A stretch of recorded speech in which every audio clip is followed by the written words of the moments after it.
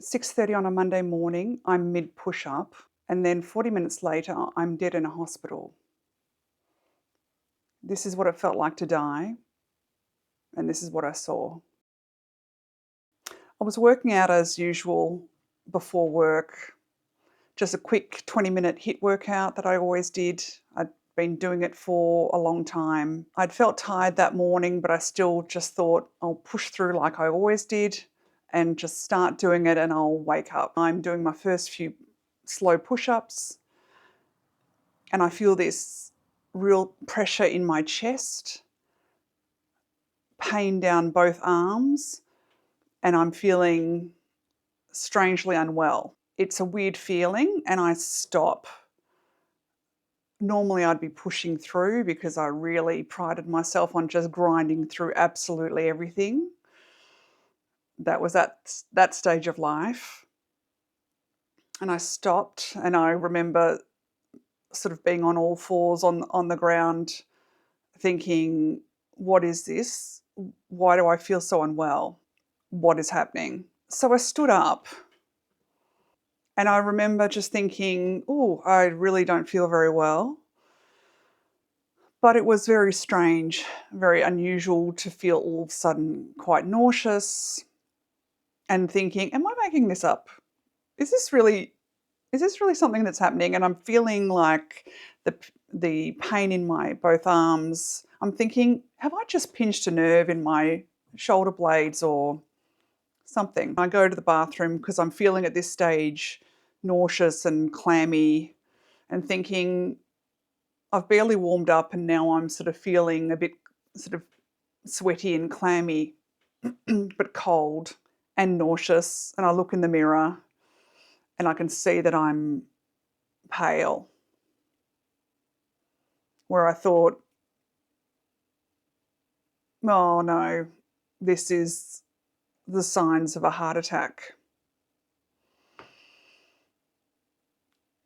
And I walked back into the lounge room and I remember standing next to the phone thinking, this is weird. What is happening? I don't know what is going on here. Surely this is not a heart attack.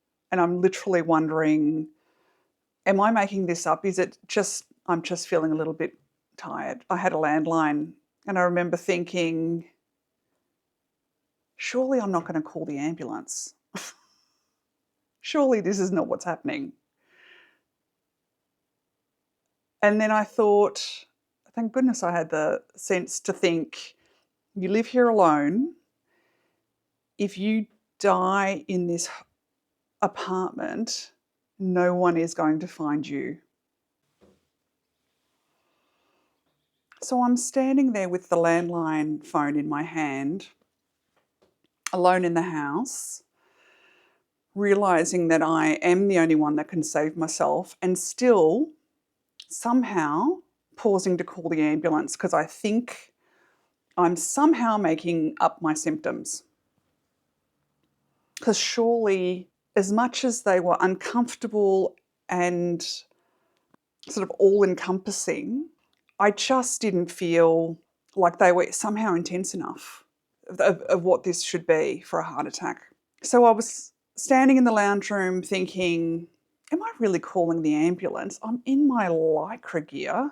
Everyone in the apartment block is asleep. Everyone's going to be woken up. This is probably nothing. Which is crazy. So I stand there with the phone in my hand and I said something that I've never said before. I don't know where it came from, but I literally said out loud, because I was so frightened, I'm calling on my guardian angels now. Should I call for the ambulance? And the sound that came back in my head was just, call. And I was still questioning it, thinking, that's not the answer I wanted. That's not, oh no. So I literally just followed the instructions and dialed, thinking this is just going to be embarrassing. So the ambulance thankfully arrived very quickly. I was put on an ECG monitor, and it immediately told the paramedics that I was having, or the rhythm was STEMI. I think the medical people will understand what that was. They had said STEMI to each other. I didn't understand at the time what that meant. And they didn't say you're having a heart attack. They just didn't say anything. They just said, oh, we're going to take you to hospital. So they had asked me what my pain level was at the time, and I thought, it's only about a 3 or a 4 out of 10. And I contemplated whether I should bump that up a bit, because I had an impending sense of doom, and I really, in my whole being, said, there's something seriously wrong here.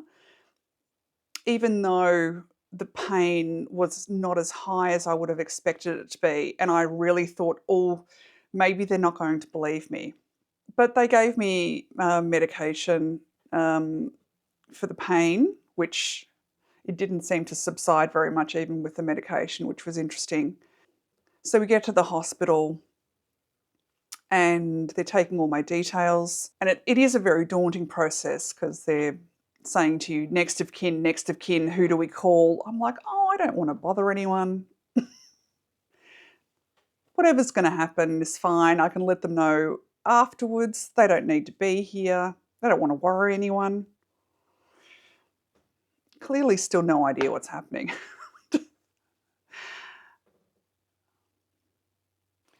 So by this time, everyone's cleared out of the room at the hospital, and it's just me and one nurse in this enormous emergency bay that could probably hold 50 people. And she's just talking to me about the fact that she's going to fill in some paperwork quickly and then take me up for an angiogram. And she tells me, I'll just finish this paperwork and then I'll explain to you what's going to happen, and then we're going to take you up there. Great. So I'm lying on a bed thinking, I'm not feeling very well. Am I going to throw up and make a mess? So I said to her, Steph, I'm not feeling well. I think I'm going to faint.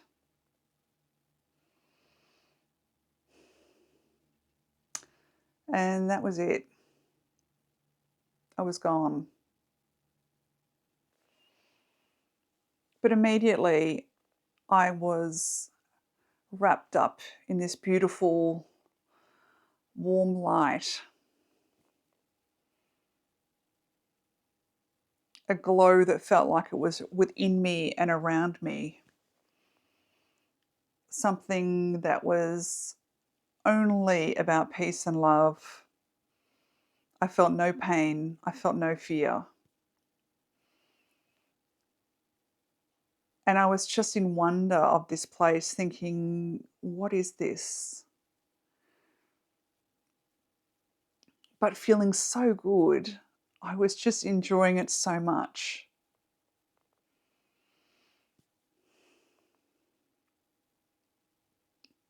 And then there were people coming towards me, or silhouettes of people. And I was trying to make out their faces, and I was having trouble seeing who they were, thinking I'd recognize them, but not really recognizing them, but somehow feeling so as one with them all. Like, these are my people. And like, we're in a waiting room. They're all milling around waiting for me. And I must say I was confused. I was like, what are we doing? What are we doing? But I was enjoying it so much. There was so much peace and joy and love in that room, and I knew those people were all there for me.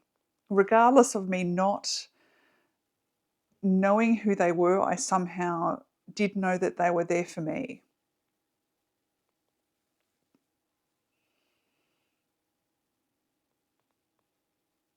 I felt no fear.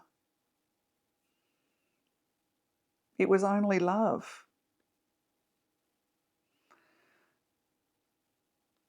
And then I was woken from it. And that's when I realized, oh, I died. That's where I went.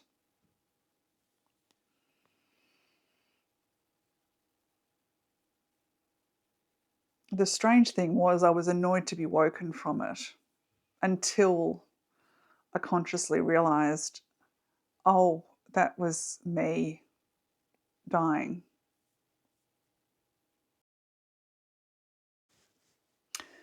So it does make me feel a real sense of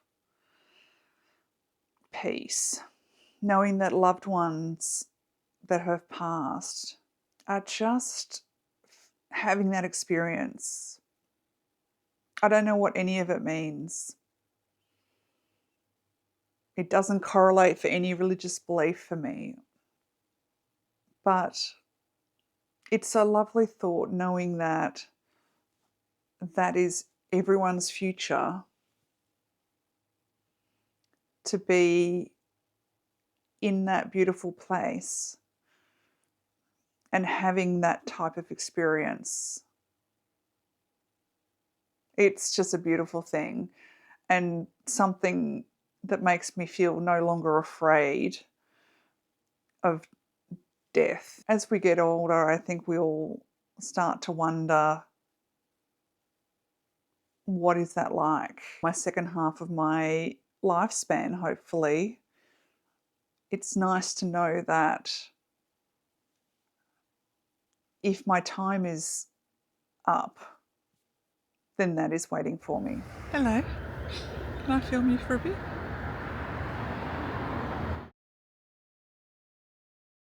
So, ladies, our heart attack does not look like a Hollywood movie. It does not look like the pain and the clutching of the chest. It looks a lot milder than the dramatic scenes in Hollywood, but they are nonetheless just as deadly. And let's face it, we do have a high threshold for pain. So please watch out for it and ensure that you're getting the help that you need. I hope my experience allows you to feel better and more at ease about all of our future. I'd love to hear comments about your experiences. Bye for now.